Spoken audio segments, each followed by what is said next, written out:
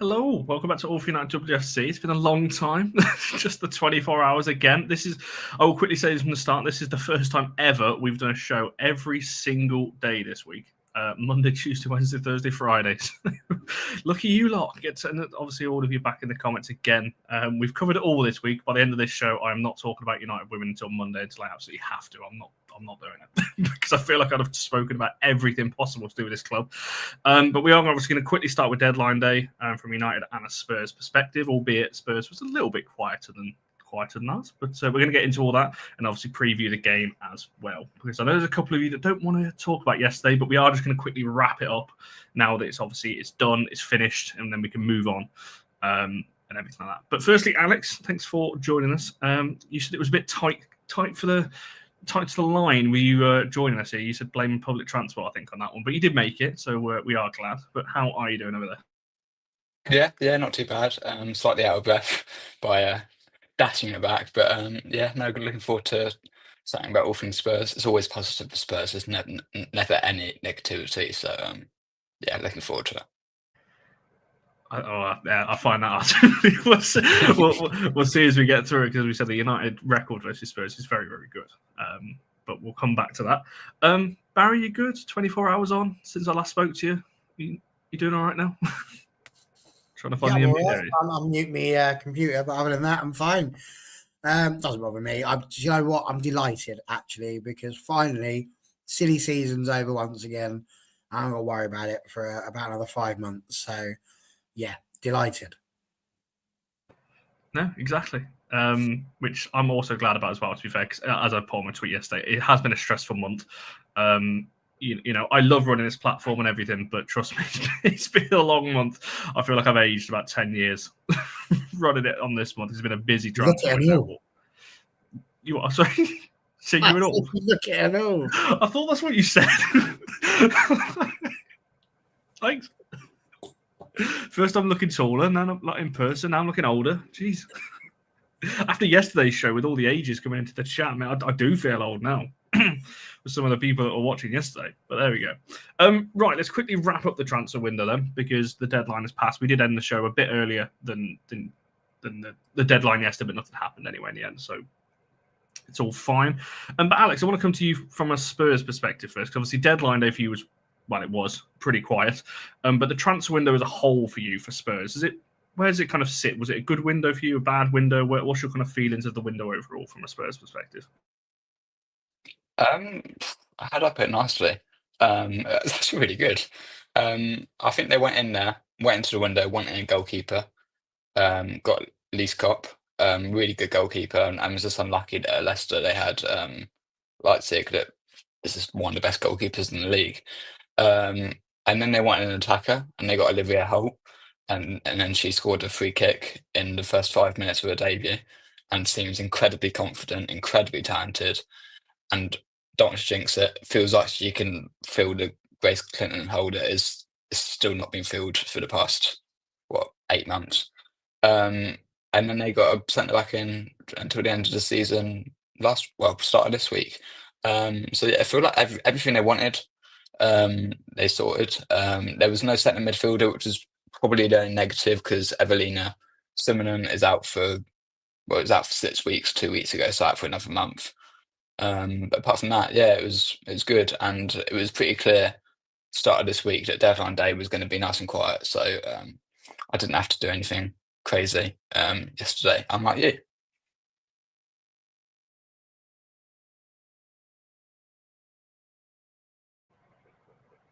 Did you just mute? I was wondering what happened then. It just suddenly cut off from me. I was waiting for you to speak, but you still didn't say anything. You finished last night, Connor. Yeah. Oh, gee. Waiting for the next question. Apologies. I don't know what happened on mine. Oh, not this again. But it always happens to me. It's Wi-Fi.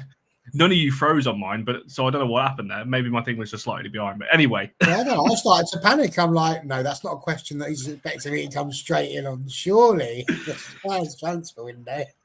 Do you know what it was? It's because I was typing the tweet out, because I'm behind on these things. But so those of you who will just see that live now tweet, that's because that's what I was just typing out to put out there. Anyway, let's quickly wrap up the United end of the transfer window. Barry, I tweeted it last night in terms of asking people to rate the transfer window out of 10. We said last night, I think all of us said it was probably not a successful one. When I was going down the tweet earlier and the Instagram post, I struggled to find a single rating above 5 out of 10 for this transfer window. A lot of people feeling like we've got weaker in obviously midfield, especially with Emma Watson going on loan and Ladd leaving on a permanent. So I'll ask you kind of same question in terms of what would you rate the window out of 10? Now it's all finished and kind of the ins and outs are done, so to speak. Where would you kind of rate this one?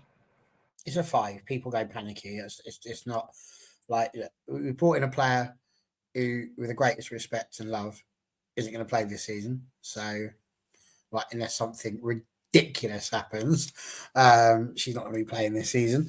So, that's just a future in. We sent Jess Simpson and Lucy Newell out on loan. They're just loans. They weren't getting game time really anyway. Hayley Ladd, as much as we all love her, wasn't getting game time anyway.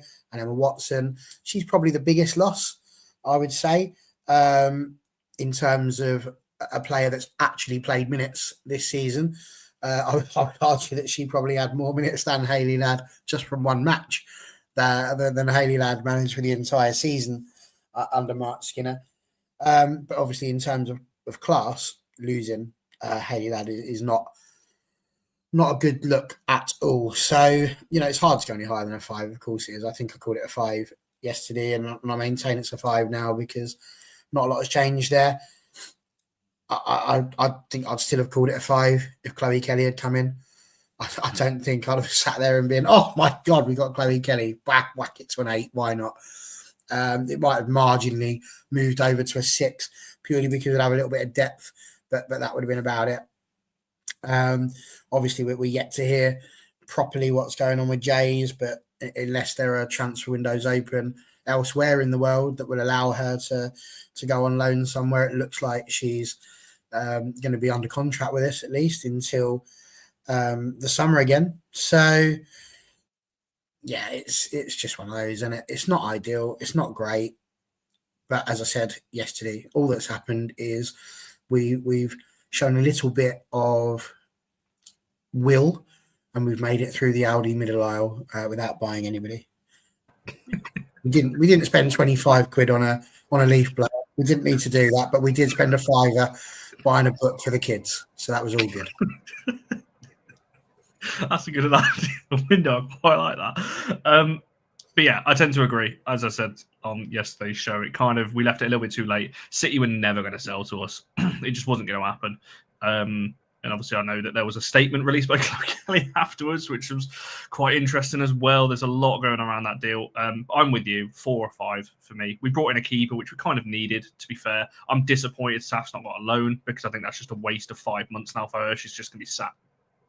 She can learn off Fallon, sure, and Wilco's a very good goalkeeping coach, but she's not going to play. So same with Kayla in some ways, but Kayla's for the future and will be that kind of number 2 moving forward. So I think that's brought it down a bit, and the loans and others to depart. I'd love for the lad to have stayed, but I understand that she had to go for game time as well. So I'm disappointed we didn't bring in a kind of a right back as well, because seeing Aoife at right back, albeit she has played there, as I've said before, I don't think she's been all that great.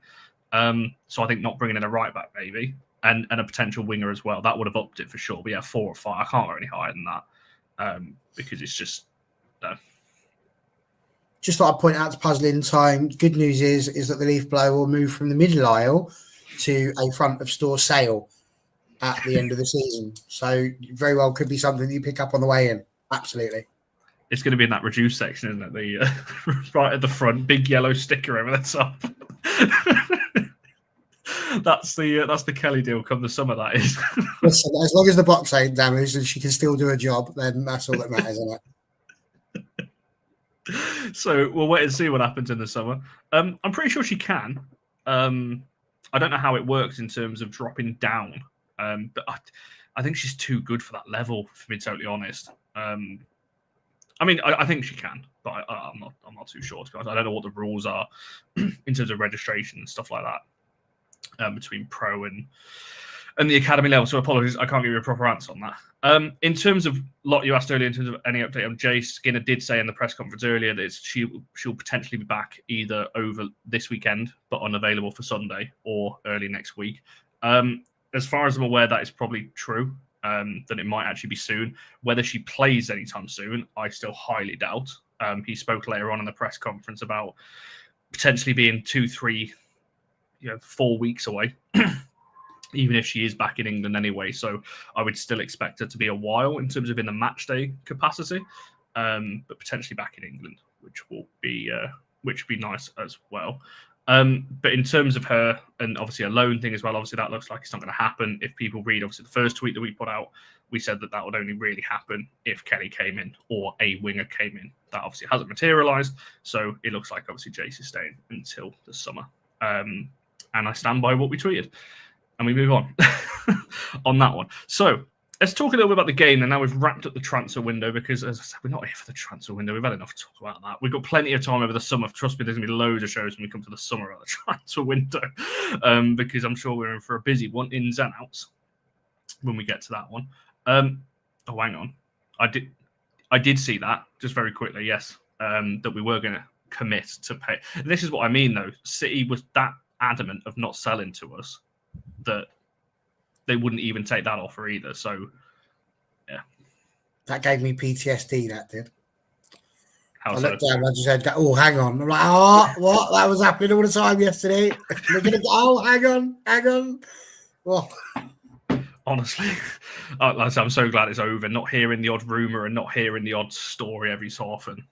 My word. Thank God it's just contract talks now. And, hopefully some positive movements on those sometime soon. I can't wait for this summer transfer window gossip. It starts early as well, because obviously pre-contracts and all that kind of thing. So we'll wait and see.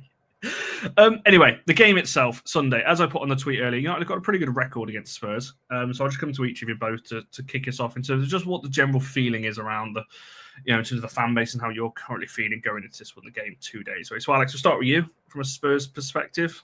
Confident, nervous? What's the mood going into it? Well, it's Spurs, so it's very rarely positive. But it's not as bad as the men's team. So yeah, that's a positive. Out of the League Cup last Wednesday to West Ham at home, that wasn't very good. Blew a 2-0 lead against Crystal Palace on Sunday and was saved by a last-minute free kick by the new signing Olivier Holt. Pretty clear there were some issues there. And then Wednesday, pretty comfortably beaten by Everton in the FA Cup. So finalists last year, and now fourth round exit. So it's that weird position now where Spurs now just have 10 games left of the season or something, and the season doesn't finish until May. So it's very stop start now. But United at home on Sunday is a good chance to kind of kickstart something. Sixth in the table, level of points of Brighton, and fifth. So I think the main goal now has to be get a result against United. It's probably quite unlikely, and try and pick Brighton to fifth. But yeah, Spurs have stagnated from last season. Last season was this whole Villa handball, entertaining football, so much with it, and this season it's a bit stale. It's kind of what I thought would happen. It's just part of like football, really.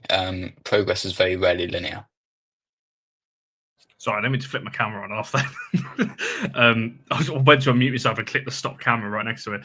But I think I want to come back to that actually in terms of the thoughts around the manager and everything else, because like you said, last season, there was a lot of me included. I was massively spoke up Spurs and everything else. And this season, like you said, you're kind of in that weird position now, sat in 6th, 17 points. You're not going to get relegated, but equally, you're not going to get top 3. It's kind of that weird middle ground of just, potentially try and, like you said, pick Brighton, which I hope you do, by the way, because I got a little bet with Sean that Brighton won't finish top half. So if you could do us a favour and leapfrog Brighton, that would be much appreciated.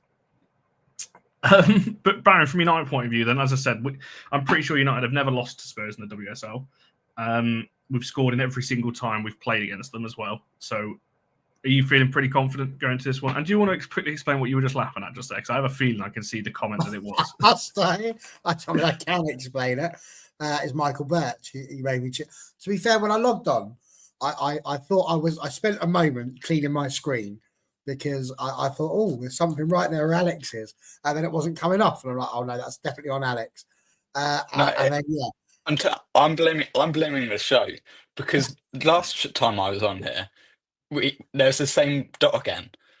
Every other meeting I do, press conference, absolutely everything. There's nothing. It's just on StreamYard. So I blame Connor. It's impossible to remove. So it's just here for the next however long. But it just made me giggle. It was very Call of Duty. If we move you over here, does that make it? No, it's still there, doesn't it? No, it's impossible. It's strange, isn't it? Very bizarre. But yes, that did make me giggle somewhat, and I was trying very hard to be professional, but I'm afraid I failed dismally. How am I feeling? Yes, confident. So as a result, we'll probably lose because it's one of those where everything seems to point towards United winning comfortably. So therefore, it all goes wrong. 4-0 it was in the FA Cup final, 3-0.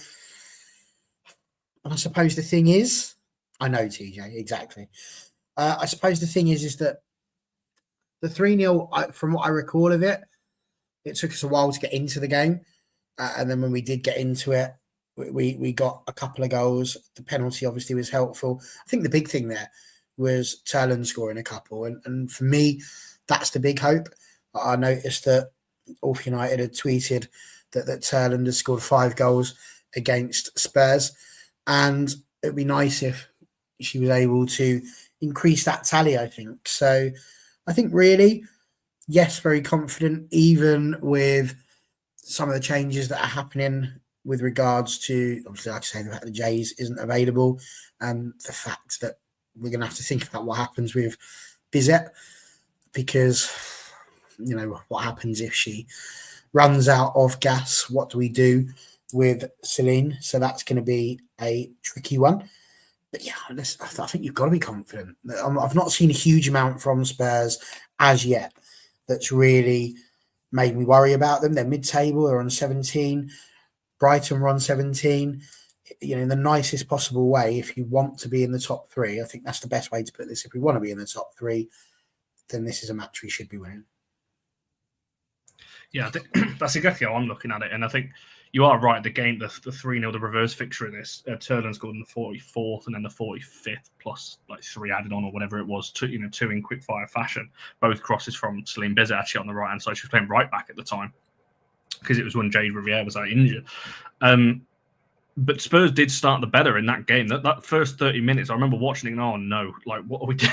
What's going on here? And I have a feeling that was around the time when we were on that run of, the dot's gone. Amari, there we go. I've done that. I've worked it out.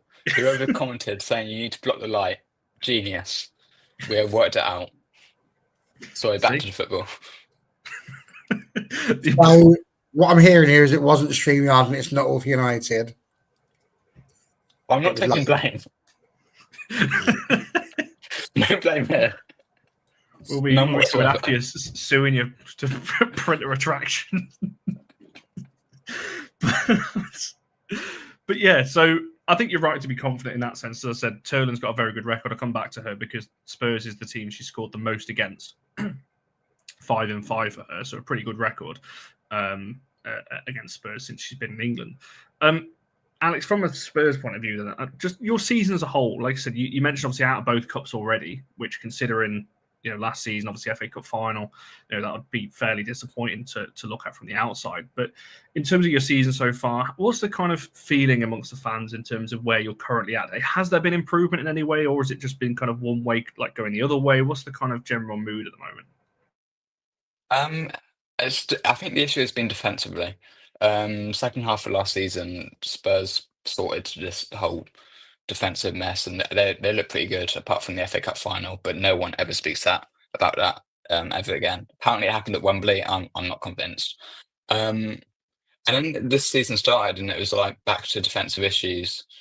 And there was a brief spell, November, December, where it looked a bit better, and then Crystal Palace came along on Sunday and scored 2, and Spurs looked really frail every single time Palace attacked. And with no disrespect to Crystal Palace, if they look like they can score pretty much every attack, every other team is going to look like that as well. And then you're not progressing, because they look all but certain to go down now.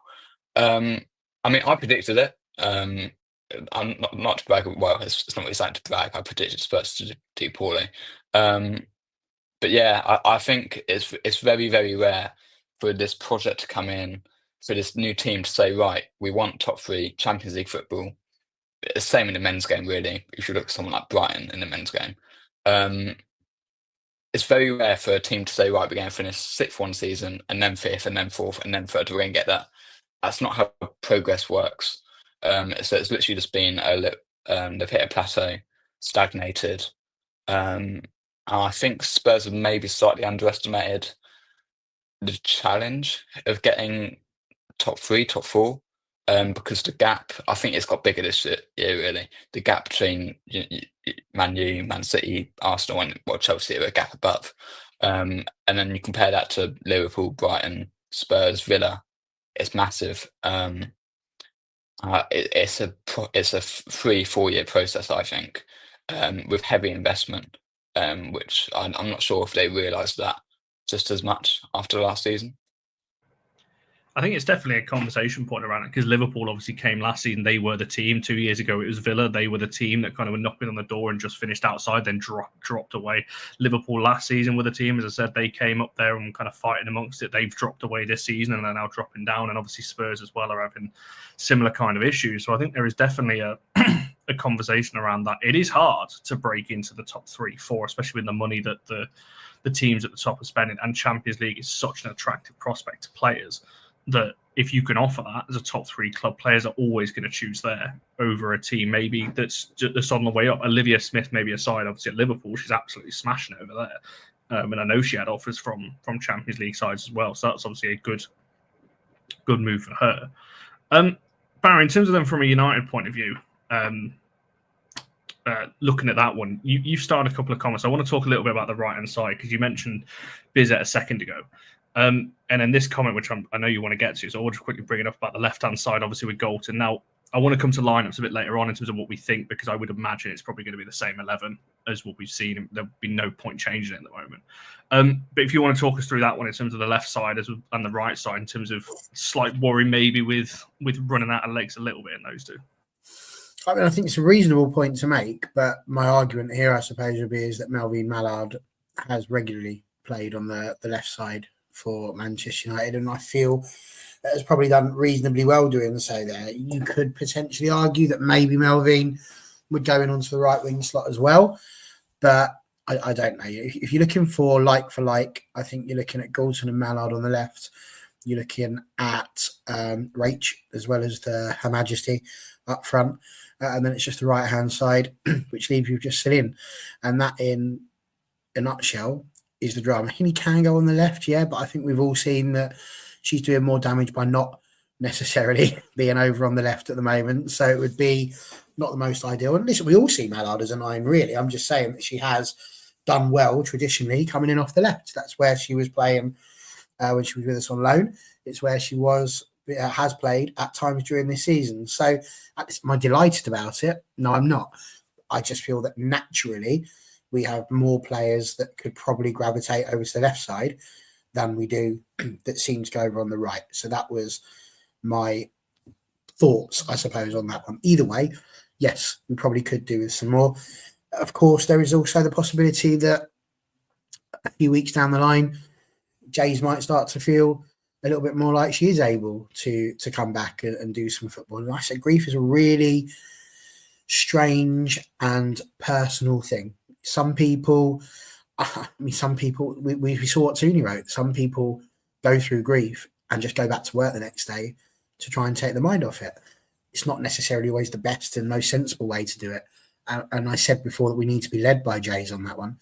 But she very well might start to feel like she can come back and she can come and play. And if that's the case, we'll be led by her, and we'll see whether or not she can come back and make an impact, or whether or not she, like Toone, needs a bit of time to just go away. But I feel like with Jays, the distance is also a big thing for her, and it's not just popping down the road like to Wigan.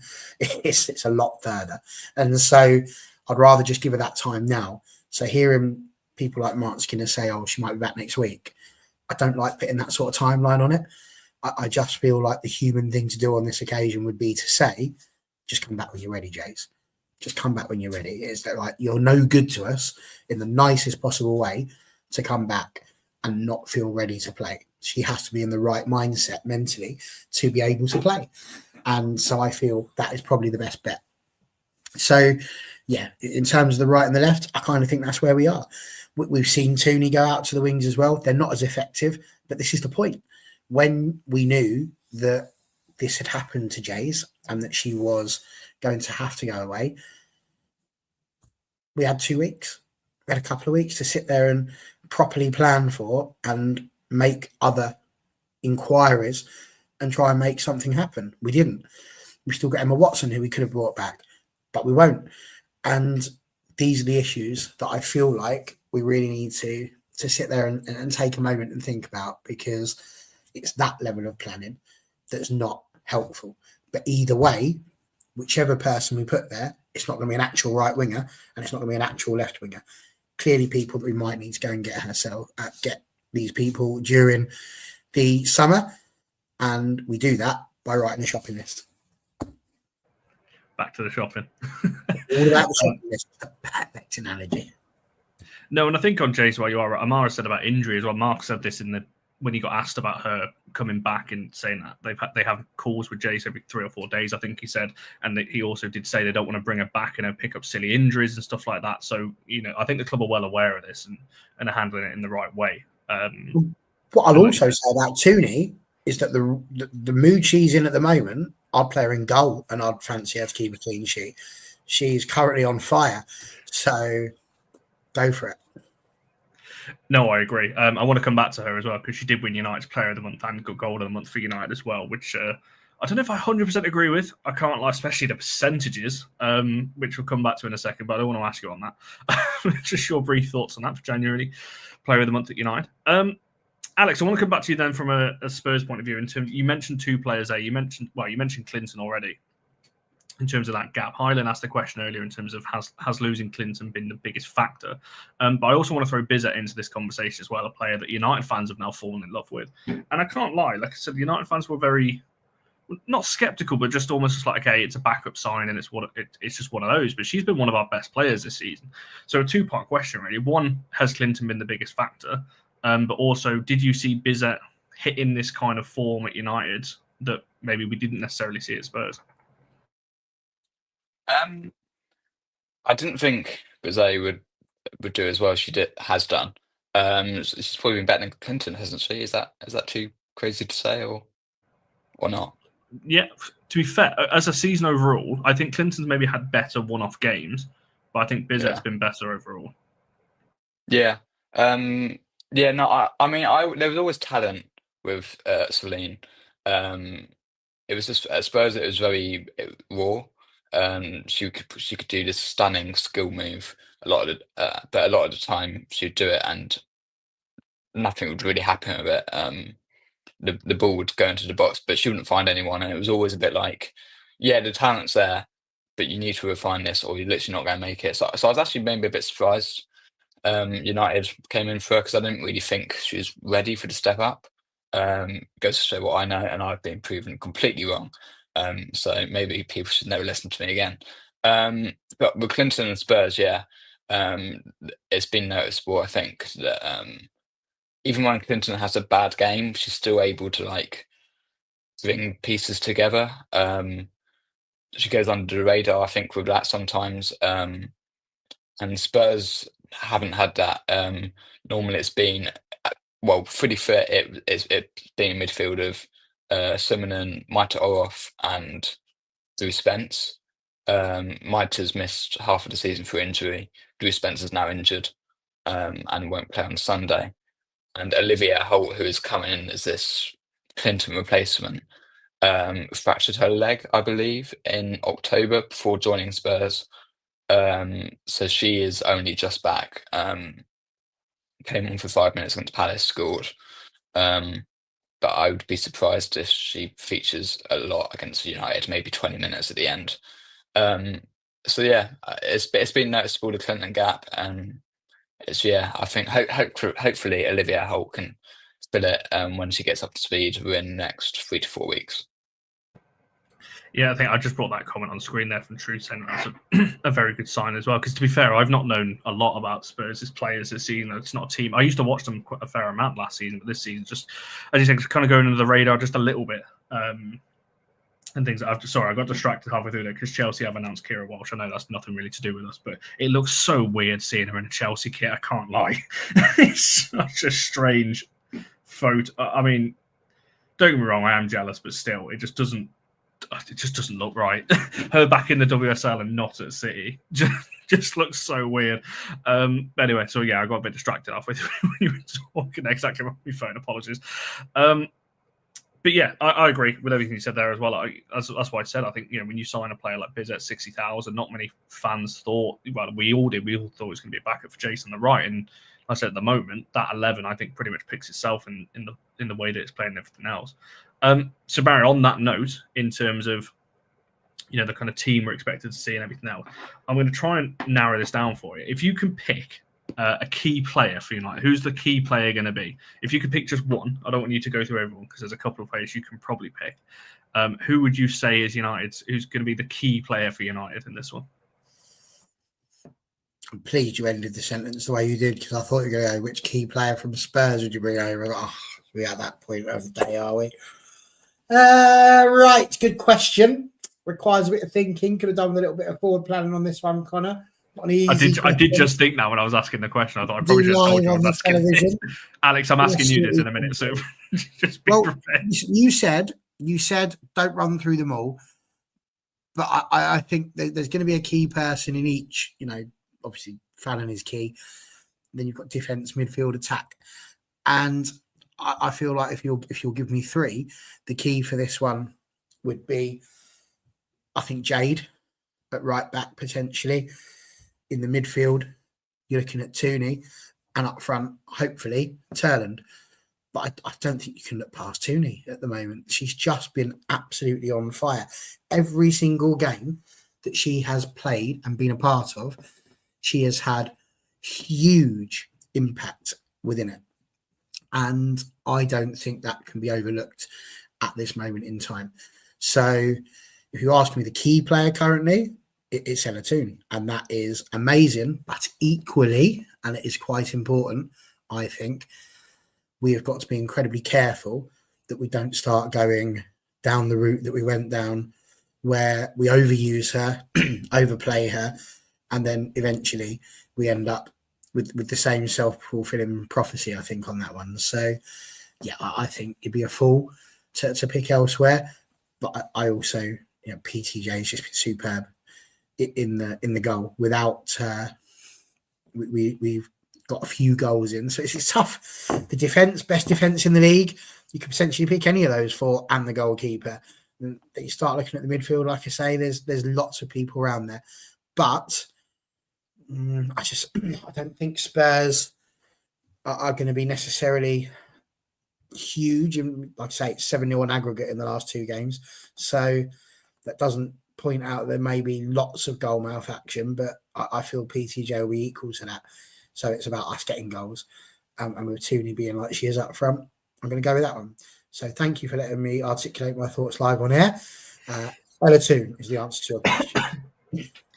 No, well, she's on the thumbnail for a reason, with the form she's on and in the title as well. But I do think as well, you referenced some of the recent results. Our last win away at Spurs was just over a year ago, 4-0 win. Obviously, Mallard was a key part in that as well. I want to come back to lineups as to whether there's a shout for her in this one, because her record against Spurs is obviously pretty good as well. I like this, though. ET squared, and JJ put it as well, because that's Ella Toone and obviously Elizabeth Turland. So you can fit two names in there. I quite like that. I don't know whether you've seen ET. I have seen ET, yeah. Come on.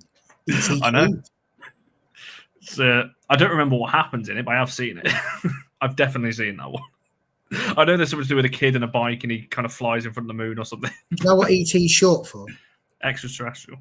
No, it's because he's got little legs. I hate it. Stupid. I want to end the stream.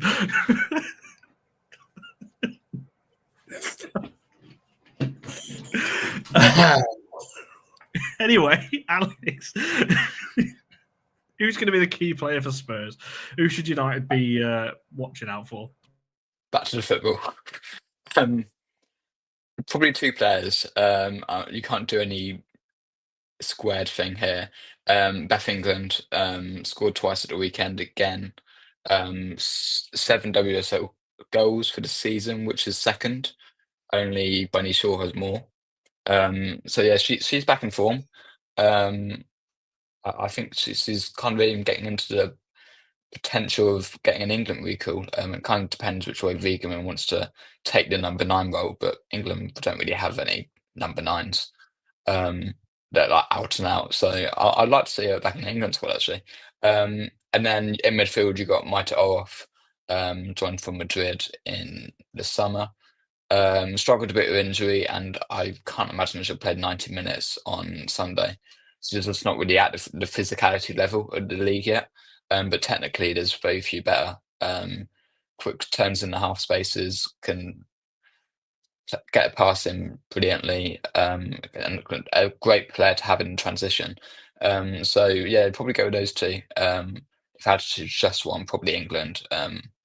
And hopefully she can recreate the goal she scored against United at the main stadium 2 years ago, 2023, I think. Is she is second top scorer, isn't she? You just said they're level with Russo with 7. Russo, England, and Brighton. I want to say on 7, and yeah, Shaw on 9. So she's having a good season. And like I said, I've never doubted her. And to be fair, she's a bit. I think Russo is probably a better overall player. I think England is a better striker. If you're looking for an out-and-out actual striker, I think England's better than Russo. But I think Russo maybe offers more for a team in terms of bringing others into play. Maybe, I don't know. You might it's a slightly different dynamic that I would say is worth taking for the summer, but we'll see. Right, she carries on the form she's on. She may well get it. Maybe force that conversation. Because it's not like you said. There's not that many other. I mean, who else have England got as striker? No one. Yeah, I was trying to think then who else is even in that conversation. Russo. Well, that's it. Plenty of wide players. Everything else, but yeah, I agree a lot. I think Russo is more of and just what she was great at for us, bringing others into play. I said this on the show earlier in the week that Toone scored a lot of goals from Russo holding it up and Toone then running past the striker. She was very good at that. Yeah, England Beaver Jones, to be fair. We forgot about her. So there's a bit of competition. I would still take England. Not that I care too much about what happens for the Lions. But if I was sorry, I'd be taking England. Right, Barry, in terms of the 11 then, what would you be doing? Is there a shout for anyone in this one to change it up? Has anyone made you change your mind in the last 7 days to change the 11 that we've seen that started against City, the same 11 started against Brighton? Is there anyone else for a shout for this one?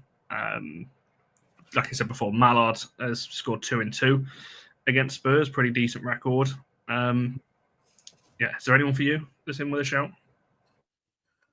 I mean, Mallard scored both of her goals in that 4-0 win, but she was the focal point of the attack on that occasion. I think you're a donut if you're going to change the defence. Like, why would you do that? It's the best defence in the league. There's no justification for touching that, no matter what people might think about forward play and all that sort of thing. I think ultimately the defence's job is to keep the ball out of the net and maintain possession. So personally, I would not be changing that back 5. Obviously, there's substitution shouts that can happen later on in the game, and that's when you bring them on, and maybe they get the opportunity to earn their way into a game. I just feel this one you wouldn't want to change. The midfield 3 has picked itself. Heaney's done brilliantly. It's not like we have backup defence. Well, there is. Sandberg's a good backup at left back. We've got, it's funny. Somebody actually pointed this out. Somebody put it into the AFU chat again on Twitter saying, we've got no centre backs. It's like, well, we do. We've got Eva Mannion and we've got Dominic Janssen who can go there. We do have people that can play at centre back. Dominic Janssen, let's not forget, one of the best to play the game in that position. So we do have that. if we need to. What we don't have is a backup for Dominique Janssen if she doesn't play centre mid, because she's currently playing for Everton. So, tricky. I think you don't change that midfield. You've got Hinnie, you've got Dom, you're going to put Toone in there as well, which then that just leaves your front three. Now, I know you said, is there the argument for Mallard? Yes and no. Yes and no. Just don't change it. We've been doing really well. We've had some good results. That result against Brighton, by the way, you've already said the best 45 minutes of football we've watched. Why are you going to go and change that? That to me is a negative message to send to the players who started the game so brilliantly last week. So, no, it's not a great idea to do that. I would still have Dalton on the left. I would still have Sinan on the right, and we would still be starting with Her Majesty up front. And it's up to the players that come on as subs to force their way into it and to try and do that via training. But I think generally, and I don't want to be that guy, but I will be, the time we nearly got to the top of the league last time, we was maintaining the same team. And I think at this point, as we move into the second half of the season, that's what we're going to need to do, because we need to build up momentum to try and get through those last 3 games. Because I was looking at it the other day, and actually we could be in a position moving into those final few games with a bit of help from elsewhere, a point behind Chelsea. It would involve us having to beat Chelsea, and it would involve Chelsea also having to lose to, I think it was Manchester City, who they've got to play, which they probably won't. They're not going to sell us Chloe Kelly, so they'll probably just ship 5 and go, because that's the type of team they are. But there is that opportunity. It might not happen, just pie in the sky sort of thing, but it could happen. You want that momentum so that when we come up against City and Arsenal at the end, it would be good. So you say I make it sound like we have a Chelsea bench. I'm not entirely sure what you want from me. I'm not just trying to be positive. I'm not. It's Aoife Mannion and it's Dominique Janssen. Dominique Janssen is a superb defender. Aoife Mannion is about 94 years old. I get it, but it's what we've got.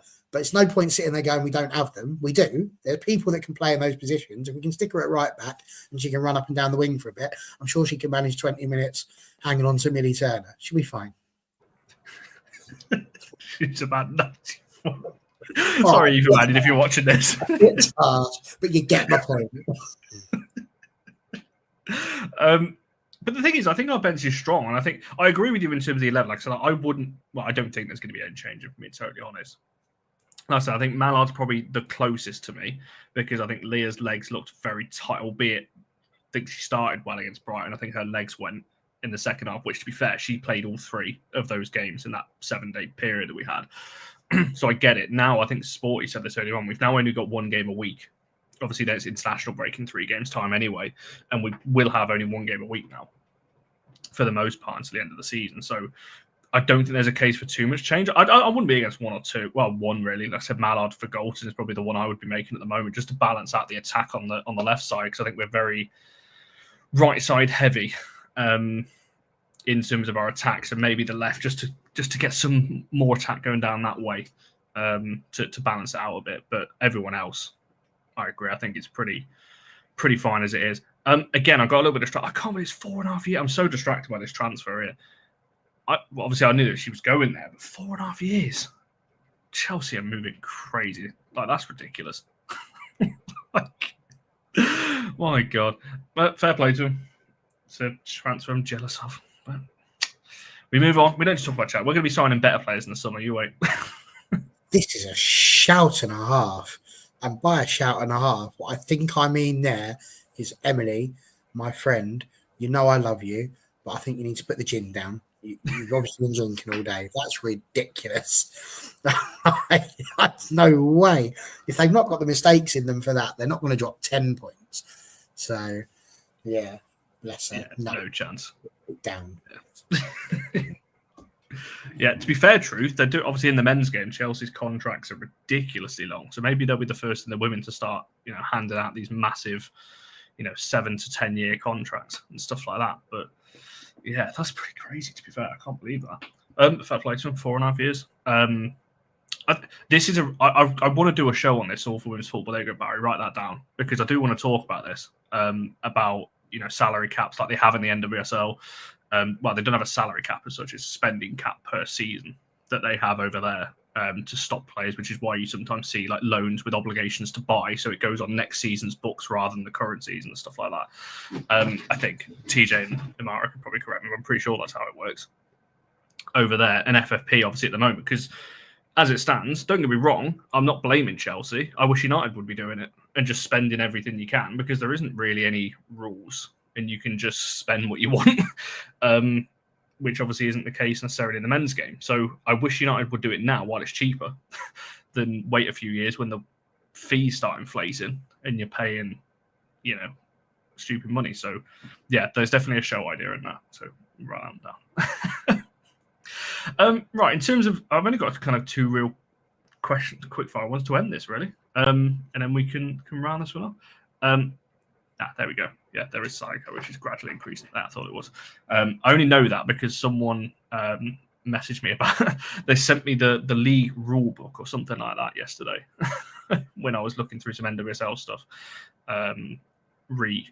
potential loan of ours. So I was taking a look at what that actually meant. But yeah, so that's what I read up on that one. But yeah, my last kind of question, I guess, to you, Alex, in terms of, then Barry, I'll end it off with the Toone thing and we'll come to score predictions. But Alex, in terms of the stadium and the crowd we're expecting and stuff like that, just around that really, in terms of the fact it's being played there, have you played many games at the main stadium this season? What you expect in there? Do you think it's a good thing? Just all the talk around that one. So it's the second match of the season at the main ground. First one was Arsenal. It was a 3-0 win to Arsenal. Again, apparently it happened in November. I don't remember it. It was quite a bad day out. That got a quite decent attendance. I want to say 25k off the top of my head. United, the match on Sunday, it won't be a big attendance. The 6:45 kickoff on a Sunday kind of ruined it for fans really. And they announced it quite late, I think. It was last month maybe, but it wasn't that long ago. So yeah, it won't be massive. I would say no more than 10k. Which is a shame really, because it deserves a match like this kind of deserves a big crowd and under the lights as well. So yeah, it would have been quite a good spectacle with a big crowd. But I think the big issue with Spurs this season is they can market the women's team as much as they can, but realistically, Spurs don't have this massive fan base compared to Man United or even Liverpool, for example. So to get crowds in for women's matches, especially at the main stadiums, you need the men's team to be doing well. I presume everyone here knows that the men's team are not doing very well. So unfortunately, there was not much enthusiasm for watching any Spurs team play football at the moment, men or women, academy. It's all a bit grim. So yeah, a number of factors have just meant it's not going to be a big attendance on Sunday, unfortunately. It's interesting. It's potentially less, kind of around 10k. Because I mean, it is like Sunday, late kickoff. I know United have sold out the away allocation of 2,100, so almost a quarter of the crowd is going to be United fans in that quarter, and potentially more United fans that buy in the home end as well, because we know that happens. But this is United. United fans live in London, you see. Oh, here we go. First little dig he's got in there, 48 minutes in. That's fair. But just a shame there's some Spurs fans living in London, isn't it? Oh, he comes back. But I do agree, and this is United's fourth late kickoff in a row, or fifth. We had West Brom, City again, Brighton, and now Spurs. This is our fifth one in a row where it's 6:45 or later. Oh, well, obviously West Brom was 5:30, and then we've got Wolves again next weekend, which is another 5 o'clock kickoff, but that is a Saturday, so it's a little bit better. And then we're back to, I think we're 12 o'clock or 2 o'clock or something. So we're back to normal time after that. But we have had a lot of lates this season, or this year rather. I think it swings and roundabouts, because at the start of the season, we had 5 kickoffs in a row that were 12 o'clock. And now we've had 5 in a row which are late. So I think it can't really help, in terms of either way. But no, it should be good. And anyway, I've seen a few comments saying they can't wait to go to the Spurs Stadium for the first time. Do you just want to give a quick indication, Alex, as to what it's like? Because as I said, we were talking about stage before. I've been there as an FCA finalist for the Content Awards back in November, and it was insane.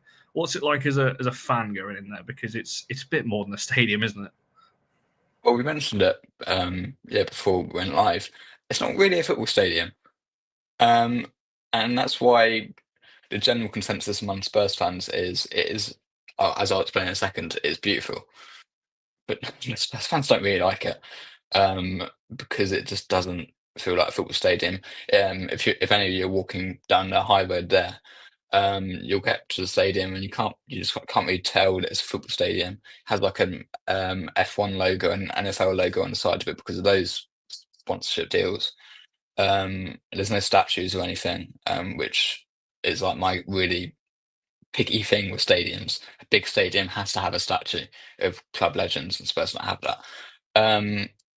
But if you're not a Spurs fan, don't care about those really small details. It is stunning, and under lights, it is like they'll do a pre-match light show, I believe, on Sunday, and I think the women's game as well. They're brilliant, and it looks great. Stands are close to the pitch. What else? Yeah, food is great. Bit expensive, but blame London for that. And in general, yeah, for an away fan, it's great. For a home fan, not as much. It's great for press as well for me, so I love it. But, yeah, I've really enjoyed the Spurs stadium. I've been there a few times, once for the NFL and once for the football as well. And I do think it is a really, really tidy ground. There may not be any statues, although you do have your chicken at the top where people have sale from. So that's about as close you've got. But I'm just intrigued. You mentioned having a statue. So you're given the job. You're going to commission the first statue for a Spurs player at the ground. Who would it be? Jimmy Greaves, Bill Nicholson. That's what I was thinking. Bill Nicholson with the gates. Not Harry Redknapp, like there's an iconic. I read that you just say. Not Harry Redknapp. Yeah, I thought you said Harry. It would have been Kane, but obviously, Harry Kane, sorry, close. 2023 ruined that. So yeah. Jimmy Greaves, but it won't happen for a little while, unfortunately. I'd have gone Jimmy Greaves as well. Good shout. Yeah, I think that's also fair. Just going to take over from Connor for a bit. So I liked this from High Lane as well, with a bit of a tension at the moment with Spurs. Do you think the women's team's been treated all right as a whole? Yeah, it's quite a simple answer actually. The running of the men's team at the moment, again, not to be negative, isn't very good at the moment. It's all messy, chaotic, toxic, but could carry on. And yeah, so many issues. With the women's team, they seem quite under control. Obviously, it's the same club, but separate departments, separate staff, everything's separate really. They'll overlap, but they work with, well, are separate. And yeah, the signings have made sense. It seems pretty like a good mood in camp. And that they've got plans to continue to invest and try and break into the top three. Whether they'll do it, I don't know. And it will be several years. But I think when the men are in free fall in a relegation battle, thankfully that's not the case for the women's team, and they're not being avoided, which can happen sometimes. I mean, United have had that issue when Ratcliffe arrived. All the fans are interested in what you've got to say, so kind of just going to sit back here because there's some great questions. I was literally just going to bring that up, to be fair. I was just about to say we've reached that point in the show where we've come to the end of our questions and the viewers can just throw questions at you now. So yeah, what do you think of Villeman as manager? Really good manager, great speaker. I love speaking to him every week in press conferences post-match because he's honest. He understands the game. He doesn't avoid anything. I think for Spurs to seriously want to get to United's level, get into the Champions League, not just the players, also him, he needs to improve slightly. In-game management could do with improving. There's some moments it just doesn't really make sense. I think some subs are a bit too late sometimes. And we're getting to it. I think he still needs to find a way. Like Bethany England's in form now, but as Bethany England's in form, Jessica Naz and Martha Thomas are not. He needs to find a way to get at least one of them working alongside England, because he mentioned it today. Actually, it's like great. He said to me, England's your goal scorer. Every team needs that, but you need players around them. And at the moment, there's just a few players that aren't consistently doing so. It's like Haley Rasto, first day of the season against Palace. Great performance. Really, I thought, right, this is going to help replace Celine. And since then, there's been nothing. So yeah, he just needs to improve a few things. Defensive structure again could be improved on, but I think any Spurs fan suggesting that he's not a good manager and that Spurs aren't progressing under him, it's wrong. It's stagnated, yeah, but it's like that for most clubs that go on the project.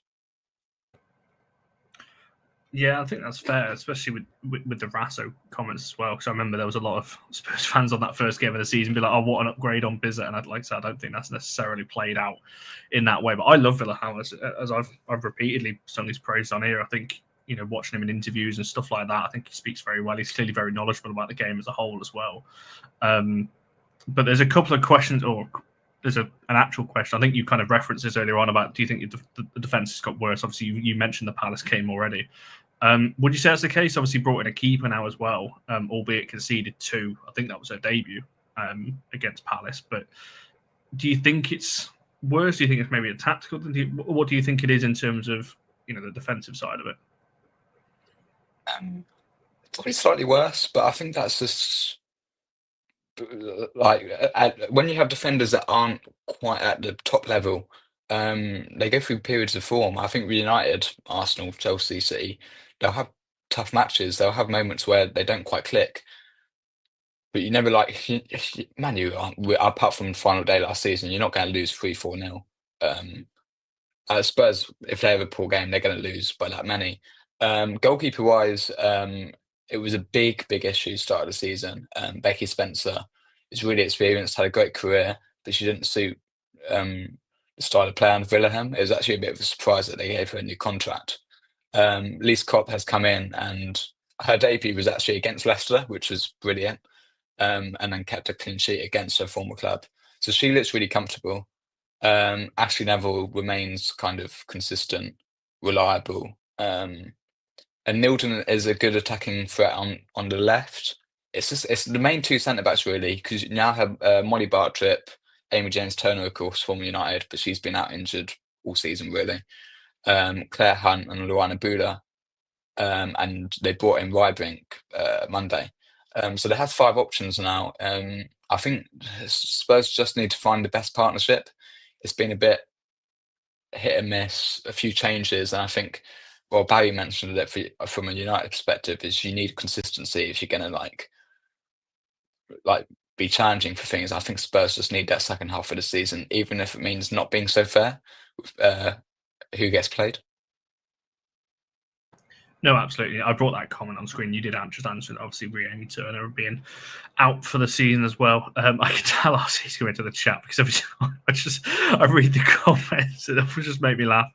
Obviously, coming in about Kelly. And to be fair, this is obviously straight from City pretty much, because they obviously perceive us as a bigger threat to Champions League spots than Arsenal. So, yeah, have that. Bigger club than Arsenal. Sorry, Mara. But there we go. Right, let's come to score predictions and look to kind of round this one off then. What are we thinking? So Barry's mentioned the last couple of meetings, 3-0, 4-0, 2-2 at LSV at the back end of last season, and 4-0 in the last away game. What are we thinking? Can I go for like a Spurs fan prediction and also like a sensible prediction? You can do both. I think Spurs can 100% get something from this match, and I think they'll want to prove a point. To be knocked out by 2 teams that on paper are better than in the cups is really disappointing for them. So I and under the lights, maybe I'm reading too much into this potential narrative, but I'm gonna say 1-1. But if you're looking at it from a brain, I think United cruise this probably like 3-0, 3-1. But I'm going to say 1-1. And maybe a Beth England goal. And she can get 1 closer to the all-time WSL goal record. Is she far off that? She's 2 behind Miedema.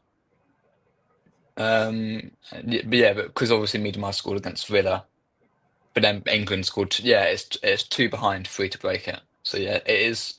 hat-trick against you, presuming Miedemar doesn't score, and she gets it. It's unlikely. It's very unlikely. But she could well get there at some point. Then that was my angle on that. Yeah. Oh, yeah. Well, yeah. It depends on the fitness of both, really. Yeah. But you would imagine, I think, the likes of Bunny Shaw, should she stay at City, I would imagine that she will probably go on. Oh, yeah. She'll get it eventually. Yeah. She'll smash that eventually, I think, on the rate that she's currently on. Barry, obviously, a lot of United fans in the chat saying kind of around the 3-0, 4-0, I think, is the aggregate, looking at the chat for the most part. What are you leaning towards? I've got two answers. I've got my funny little head answer and what I was thinking initially in the first place. So I was thinking initially in the first place, like you said, 3 or 4-0 potentially. But my funny little head thing that often happens, and this is the reason why I fail to win prediction leagues and things such as that, is that obviously the last game was 4-0 in the FA Cup final, and then we had in our previous game 3-0. So I would have naturally said that this is going to be 2-0 because it seems to be working in a downward trajectory there. So I think the key thing here is that either way, it's a 0, but it's how many we score. Provided we get the right attack, we're looking all good. So I shall go. I was thinking maybe 4. I'll split the difference. So I'll go 3-0 again. I think you're safe for 3-0. I think that's kind of what I was leaning towards, to be honest. I think Turland on the score sheet and a Bizet goal would be quite nice. Maybe not for you, Alex, but I do feel like a Bizet goal would go down pretty well. No comment. I feel like that'd be quite good. On my life. Be like a Clinton assist as well, just to make it even worse for Spurs fans. Yeah, that would rub it in. 7-0 would be crazy. Yeah, you say that really well. 7-0 with a Clinton hat trick and a point where she kisses the badge would make it even worse. So, I feel like that would be nice. Let's do that. Yeah. I will just, someone said to star this comment or bring it up, so I'm going to bring it on screen. So it's in the history books now because it's going to be on screen. Obviously, we don't delete these live streams after we've done them. Amara saying you're going to buy the drinks after the last game of the season if we get our act together and finish top 3. There we go, Barry. I'd just like to point out, beyond all of that, before this, she was giving it all about how, our fact about not being a bigger threat. I mean, listen, if you could have been a much bigger threat if you didn't have Katie McCabe giving away penalties in the last minutes of matches, would actually have an exciting league. But instead, because you've got bleeding Rocky 7 out there, it ain't happening, is it? Not just drinks you need to buy us, it's therapy. Rocky 7. There's another quick question for you here, Alex. Obviously, your new signing that you mentioned earlier on. What do you think of her? Is the question. Yeah, no, I mentioned it a bit earlier. Yeah, really good. She was a bit unlucky, really, that Leicester had a really good goalkeeper in front of her. Yeah, debut was against Leicester. Didn't really have to do anything because Leicester seemed allergic to scoring. But yeah, really confident. Even the goals conceded against Crystal Palace weren't her fault. They were just that you couldn't save them. And then she didn't play in the cup matches because she was cup tied. And then some weird FA Cup rules mean if a game is rescheduled and the player signs in between that period, they then can't play. So yeah, the matches Spurs have lost, she hasn't played in. She has a 100% record, which will hopefully continue on Sunday. It won't, but. I was going to say, I love how you quickly added that in. It won't. But... Yeah, disclaimer. Yeah, I was going to say yes, but it would keep it that we were after, pretty heavily, and obviously it didn't end up materialising, but did end up going. Teams just don't like United. Every player we just go for, they either double the price or just won't sell, which is fair enough. I'm happy with the keepers we've got now anyway, so. We could start writing the phone box on. To be fair, yeah, probably could. There we go. Right, we'll look to round it off there because I can't lie, I'm really tired. This is 5 shows and 2 TikTok lives in 5 days and running the socials. I'm really tired now. And me and Barry have got a meeting after this. So we've got even more to go through.